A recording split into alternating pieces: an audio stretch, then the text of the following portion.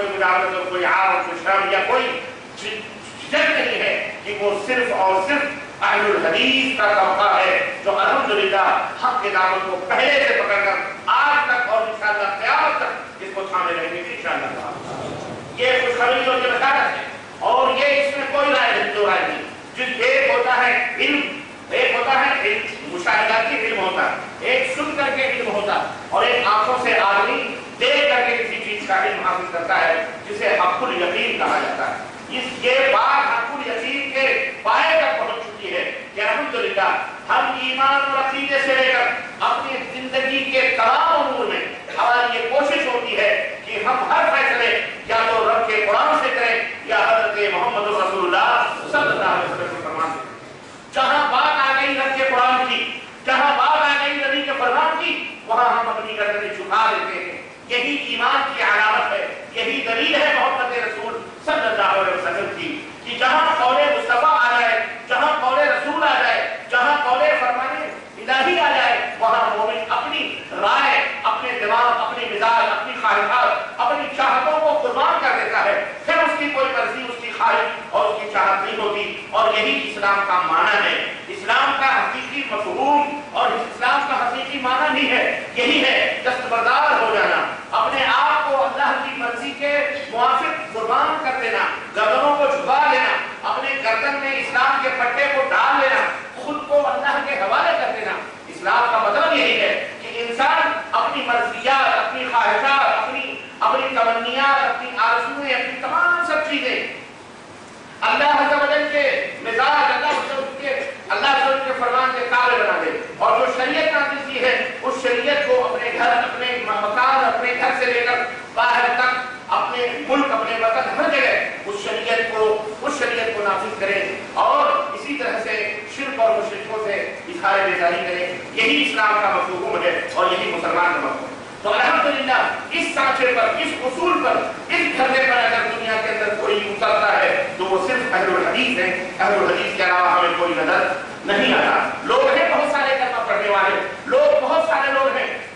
اپنا دعویٰ کرنے والے، لیکن حقیقت یہ ہے کہ ان کے دعوے کی کوئی دلیل اس کے اندر موجود نہیں ہے، بلکہ ان کا عمل، ان کا کردار اس کا خود جھٹلاتا ہے اور اس کے خود خلاف ہے۔ اس لیے ہماری ذمہ داری اس حیثیت سے، آپ کو میں جو بات بتانا چاہ رہا ہوں، اس حیثیت سے ہماری ذمہ داری بہت زیادہ بڑھ جاتی ہے، اور ہر میدان میں کہ ہم اس دور کی، اور ہر دور میں ہمارا یہی کردار رہا ہے، ہم اس دور نہیں بلکہ آنے والے زمانوں کی بھی ہم قائد ہیں، ہم ہی رہنما ہیں، ہم ہی مسیحا ہیں، ہم ہی اس ڈوبتی ناؤ کو منزل تک، ساحل تک پہنچا سکتے ہیں، ہم ہی امت کے کارواں کی قیادت کرنے کا حق رکھتے ہیں۔ اس لیے اے اہل حدیثو، اللہ عز و جل کی قسم ہے، اگر تم سو گئے، تم اگر غفلت کا شکار ہو گئے میرے نوجوانوں، اگر آپ غفلت کا شکار ہو گئے، تو یہ آپ نبی کریم صلی اللہ علیہ وسلم کی پیاری امت کی یہ بہنیں اور یہ چھوٹے چھوٹے لوگ جنہیں نہ جانے کہاں سے شیطان ہکال رہا ہے اور کس طرف جہاں چاہتا ہے وہیں ان کے سروں کو جھکا دیتا ہے۔ رب ذوالجلال کی قسم ہے، قیامت کے دن تمہیں اللہ عز و جل کے سامنے کھڑا ہونا پڑے گا اور تمہیں جواب دینا پڑے گا کہ جب تیرے پاس حق موجود تھا، تیرے پاس حق کی تعلیمات موجود تھی، تو تو نے کیوں نہیں ان نادانوں اور ان جاہلوں اور ان گمراہوں تک تم نے ان باتوں کو پہنچایا،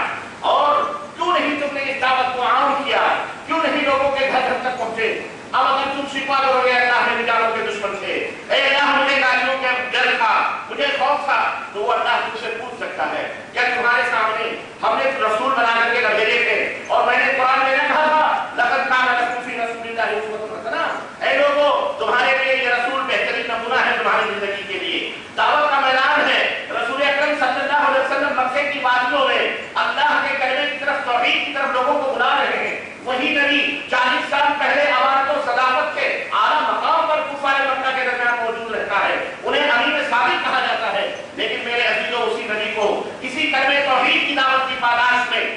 غیر تو غیر اپنوں نے بھی ستایا، اپنوں نے بھی پتھر مارے، اپنوں نے بھی گالیاں دی، اور اپنوں نے بھی کھانے پانی اور رسد اور تمام چیزیں سوشل بائیکاٹ کر دیا، اپنوں نے بھی ستایا، لیکن وہ پیغمبر اسلام، وہ جبل مستقیم بن کر کے، وہ مرد مجاہد، وہ خاتم النبیین، وہ افضل الرسل، کائنات کا جو نمونہ بن کر کے اس کائنات میں بھیجا گیا पूरी दुनिया वालों के लिए जो सरवर बना करके भेजा गया था, वो हर मसाइल से डट कर अड़ता रहा, डटा रहा, लेकिन उसने उसूल से सौदा न किया। कहने वालों ने कहा सरदारियां दे देते हैं, कहने वालों ने लालच दी, कुरैश की हसीन और खूबसूरत लड़कियों से तुम्हारी शादियां कर देते हैं, कहने वालों ने कहा दौलत के अंबार तुम्हारे कदमों में डाल देते हैं, जमीन और जायदाद तुम्हारे नाम लिख देते हैं। लेकिन पैगंबर इस्लाम ने तमाम चीजों को ठोकर मारते हुए कहा रब्बे काबा की कसम है, अगर एक हाथ में सूरज और दूसरे हाथ में चांद ला के रखें, फिर भी हम इनके मुतालबे को कबूल कर सकते नहीं। हम तौहीद की दावत को कभी छुपा नहीं सकते। मेरे अजीजों, मेरे दोस्तों, ये तौहीद ही की दौलत थी और बरकत थी कि मदीने मक्के के अंदर मजलूम से मजलूम तरीन लोगों ने मसाइल बर्दाश्त किए, दुख बर्दाश्त किए, हिजरतों के झटके लगे, दुश्मनों ने पीछे भी किए। नबी कायनात ने अपनी बेटी को, अपने दामाद को और दीगर सहाबा को उनके हबशा की तरफ हिजरत करने का हुक्म भी दिया। दुश्मनों ने वहां भी चैन से न सोने दिया और वहां तक उनके अपने बेटी के पहुंच गए, वहां बादशाह के दरबार में कि देखो मक्के से भागे हुए तुम्हारे दरबार में कुछ लोग आए हैं, तुम्हारे मुल्क में कुछ लोग आए हैं, ये वो लोग हैं जो सिर्फ हमारे ही दीन को गलत नहीं कहते बल्कि तुम्हारे भी दीन को गलत कहते हैं, ये ईसा को भी गाली देते हैं। उभारने वालों ने इस तरह से मुशकाफियां करी, इस तरह से रीशा जवानियां करी, इस तरह से दसीसा काटा और कपड़ों फरेब के जाल बिछाए। ये भी याद रखो, तारीख का एक अहम ये बात है कि मुशरिक कभी किसी का वफादार नहीं होता। जो अल्लाह का वफादार नहीं होता वो हमारा वफादार क्या हो सकता है, और किस और झूठ उसकी सृष्टि में दाखिल है, वो कभी सच नहीं बोल सकता है। मुसलमानों, मेरे अजीजों, उन्होंने कहा और उभारने के लिए, बरंगेज़ी के लिए, लोगों को आपका बुखारी बनाने के लिए न जाने कैसे कैसे हीले और न जाने कैसे कैसे बहाने बना करके उम्मत आपके खिलाफ लुफ़िल हमारी की जाएगी। नबी कायनात के दौर में भी हुआ, हबशा में भी उन चंद नफूस पर 15-16 नफूस, 14-15 नफूस पर मुश्तमिल मुसलमानों को चैन से न रहने दिया और वहां भी जाकर के बादशाह के दरबार में कहते थे कि आपके दीन के मुखालिफ हैं, या आपके मजहब को गलत कहते हैं, आपने इन्हें बना दी है। लेकिन आज तक के वो हुक्मरान न थे कि जो एक तरफा फैसले सुन, एक तरफा बातें सुन करके फैसले करते हैं और आपके खिलाफ जनाब आली सूली और फांसी और जेल की सलाखें खोल दें, वो ऐसे लोग न थे। वो लोग अदल वाले थे, इंसाफ वाले थे, वो अदल इंसाफ उनके यहाँ मौजूद था, ठीक है, वो गैर मुस्लिम थे, वो मुसलमान न थे, अपने दीन के पाबंद थे, लेकिन उनके यहाँ अदल था।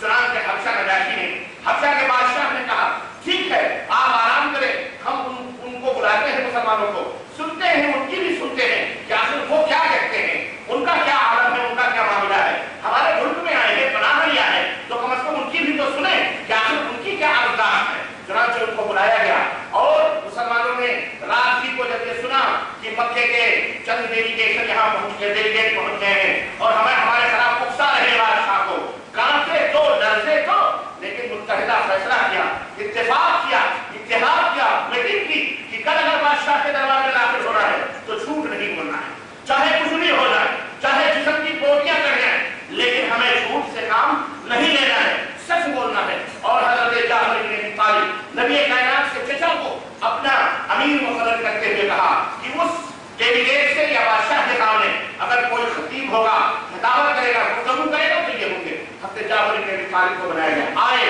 और सामने खड़ा किया गया, कहा क्या बात है, क्यों तुम्हारे पीछे ये लोग पड़े हुए? अल्लाह अल्लाह, सीरत का वो बात पढ़िए, आंखों से आंसू जमा हो जाते हैं। जब जाफर इब्न अबी तालिब ने अपनी गुफ्तगू शुरू करी और कहा कि बादशाह हम हराम खाते थे, हम मुर्दार खाते थे, हम एक दूसरे के खून के प्यासे थे, हम कत्ल करते थे, हम ज़नाकारी करते थे, हम अपने हाथों से बुतों को बनाकर खुद उसकी परस्तिश करते थे, हम अल्लाह को छोड़कर गैरुल्लाह की परस्तिश करते थे, हम अल्लाह को पुकारने के बजाय लातो मनात और उज़्ज़ा को पुकारते थे। एक शख्स आया